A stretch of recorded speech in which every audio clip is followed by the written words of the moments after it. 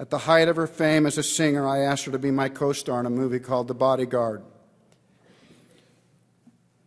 I thought she was the perfect choice, but the red flags came out immediately. Maybe I should think this over a bit. I was reminded that this would be her first acting role.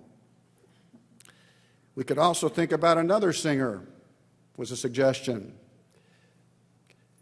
Maybe somebody white. I told everyone that I had taken notice Whitney was black.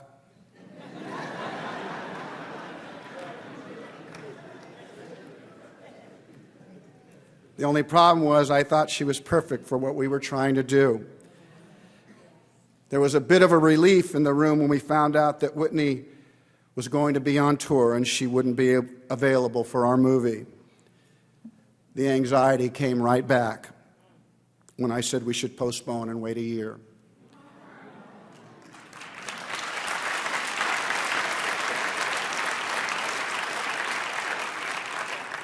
That was a lot for the studio to accept, and to their credit, they did, but not without a screen test. I wanted to tell her that the game was rigged, that I didn't care how the test went, that she could fall down and start speaking in tongues.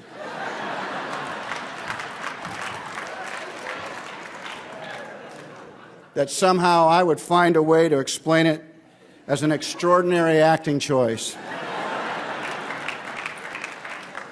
And we could expect more to follow. And gee, weren't we lucky to have her. But we hadn't said 4 lines when we had to stop. The lights were turned off, and I walked Whitney off the set and back to her room. She wanted to know what was wrong.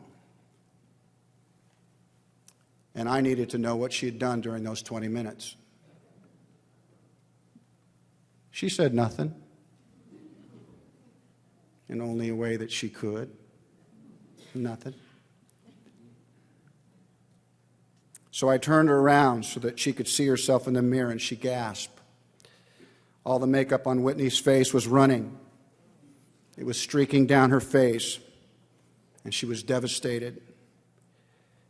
She didn't feel like the makeup we'd put on her was enough, so she'd wiped it off and put on the makeup that she was used to wearing in her music videos. It was much thicker, and the hot lights had melted it.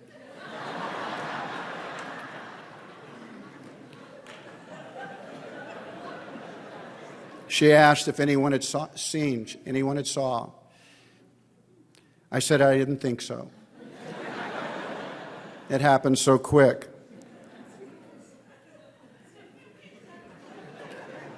She seemed so small and sad at that moment, and I asked her why she did it. She said, I just wanted to look my best.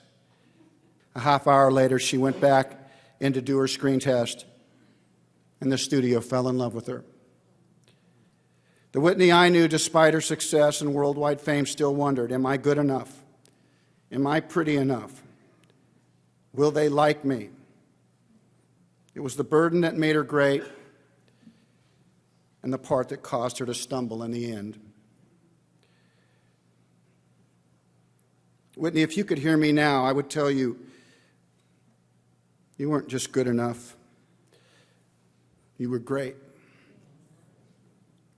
You sang the whole damn song without a band. You made the picture what it was. A lot of leading men could have played my part.